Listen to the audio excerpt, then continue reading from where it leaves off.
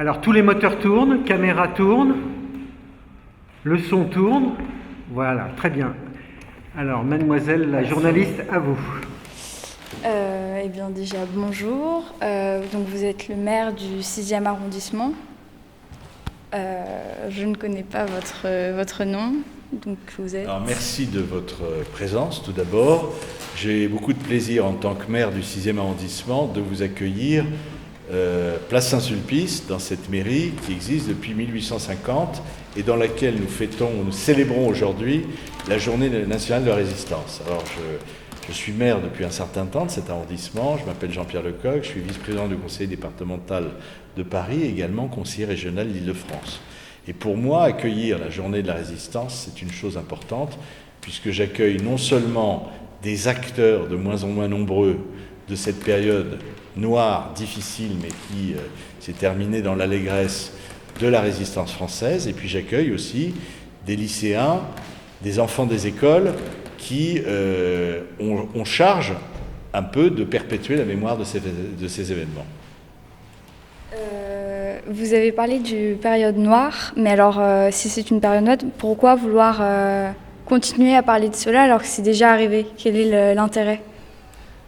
Ça fait partie de l'histoire de France. L'histoire de France, quand vous la connaissez, quand vous l'apprenez, quand vous la parcourez des livres, vous apercevez que c'est la suite de périodes heureuses et puis de périodes plus difficiles. Si vous remontez, la France, elle a été constituée principalement depuis Clovis, donc depuis bien longtemps.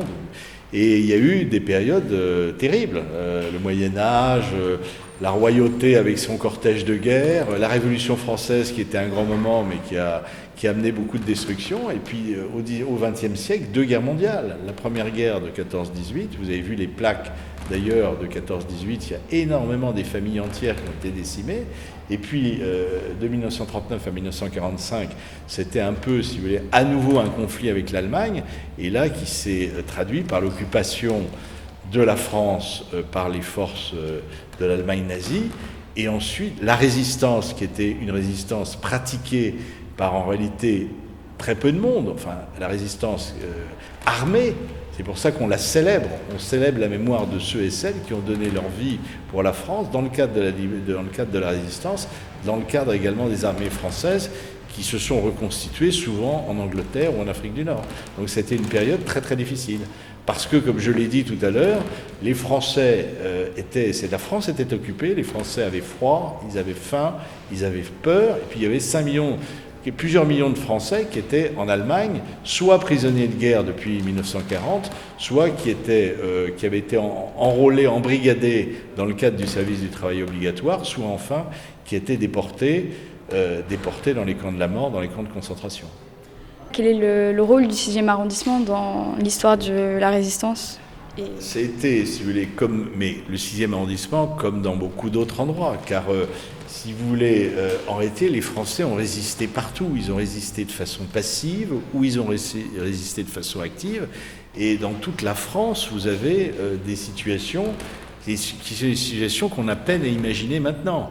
Pour revenir au 6e arrondissement, dans cette mairie, vous aviez un maire qui avait été nommé par l'État français, donc le régime de Vichy, mais vous aviez dans les services des agents qui fabriquaient des fausses cartes d'alimentation, en liaison avec le curé de Saint-Germain-des-Prés. Donc vous voyez, donc le 6e arrondissement a été l'objet de beaucoup d'épisodes, des épisodes d'ailleurs de collaboration comme des épisodes de résistance. Et ça a été rappelé tout à l'heure, par exemple, vous aviez d'un côté du boulevard Raspail, vous aviez la sinistre prison militaire du Cherche-Midi, et juste en face, l'hôtel du Tessia, qui, comme tous les grands hôtels parisiens, était occupé par l'armée allemande. Et le génie, en même temps, et le culot du CNR, ça a été d'ailleurs de réunir la première réunion rue du Four, qui était à 200 mètres de l'hôtel du Tessia et de la prison du Cherche-Midi. Il fallait quand même un sacré culot pour réunir le Conseil national de résistance. Mais pourquoi on l'a fait? Parce qu'il y avait un appartement et un immeuble qui avait une issue de secours. Et Daniel Cordier, d'ailleurs, qui est chancelier d'honneur de l'Ordre de la Libération, je ne pense pas qu'il sera là cet après-midi, rappelait récemment que son rôle, c'était d'être à l'angle de la rue de Rennes et de la rue du Four et de rattraper par la main les gens qui les dirigeaient vers le premier étage de l'immeuble qui était à 20 mètres. Il n'y avait pas de portable, les enfants, il n'y avait pas de réseaux sociaux. D'ailleurs, heureusement qu'il n'y avait pas de portable, parce que s'il y a eu des portables, et que les Allemands en auraient eu, et là, je dirais que je crois que les résistants auraient été encore beaucoup plus facilement arrêtés. Donc, le Conseil national de la résistance, c'est quoi? C'est l'unification des forces politiques et syndicales françaises autour de Jean Moulin et du général de Gaulle, c'est-à-dire ceux qui étaient les communistes, les socialistes, la droite catholique résistante, et tous ceux et celles qui estimaient qu'il fallait résister à l'ennemi et essayer d'aboutir à la libération qu'on commençait à sentir, qui était inéluctable, qu'on essaie de rassembler les Français. Rassembler les Français, après, si vous voulez, tous les épisodes qui s'étaient déroulés au cours des 10 années antérieures, c'était excessivement difficile. C'était un travail titanesque. Car les Français, par définition, sont des Gaulois, on le sait. On est issus des tribus gauloises. Donc on est, par définition, divisé, batailleur et difficile à rassembler. Et d'ailleurs, général de Gaulle disait, la France est forte quand elle est rassemblée. Là, ça arrive pas souvent. Mais là, grâce au CNR, on a été rassemblés. Donc c'est pour ça, c'est un peu la leçon de l'avenir. C'est que des gens peu nombreux puissent, en dépit de leurs différences syndicales, politiques, confessionnelles, que l'on croit ou que l'on ne croit pas, que l'on soit catholique, protestant, bouddhiste, agnostique, musulman, se réunir sur un certain nombre de valeurs essentielles. C'est ça le message du Conseil national de la résistance. C'est pour ça qu'il est beau, parce qu'il est rare, et c'est pour ça qu'il faut en perpétuer la mémoire. Merci, monsieur le maire.